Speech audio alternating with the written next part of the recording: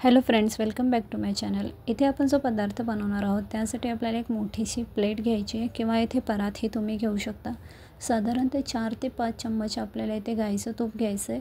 जर तुम्ही डालडा खात असणार तर त्याचाही तुम्ही इथे वापर करू शकता।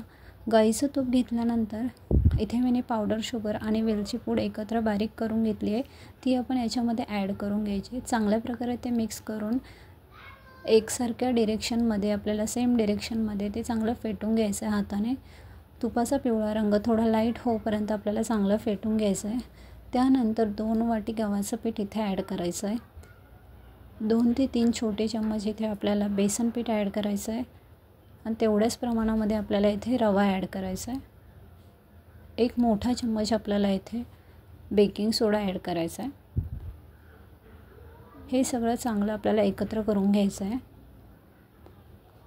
एकत्र करून घ्यायचं म्हणजेच आपल्याला एक छान असा गोळा त्याचा तयार करून घ्यायचा आहे। छान असं त्याचं बाइंडिंग होईपर्यंत आपल्याला ते मळायचं आहे। त्यानंतर हातावर घेऊन त्याला चांगलं एकजीव करायचं आहे। त्याचा गोळा होईपर्यंत आपल्याला अशी प्रोसेस कंटिन्यू करत राहायची आहे। अशा प्रकारे चांगलं आपण त्याला मिक्स करून घ्यायचं आहे आणि एक छानसा असा एक गोळा तयार करून घ्यायचा आहे। गोळा तयार करून घेतल्यानंतर तुम्हाला आवडेल तो आकार तुम्ही देऊन गव्हापासून अशी नानकटाई तयार करून घ्यायची आहे। आणि गार्निशिंगसाठी तुम्हाला आवडेल ते ड्रायफ्रूट तुम्ही तिथे लावू शकता। इथे मी तवा 15 मिनटं आधी प्रीहीट करून त्यावर इडली पात्र ठेवलं आहे।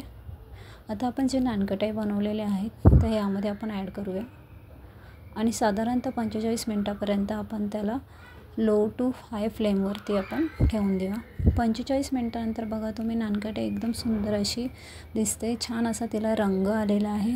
इथे आपण मैद्याचीही नानकटाई बनवू शकतो। बघा किती खुसखुशीत अशी ही नानकटाई झाली आहे।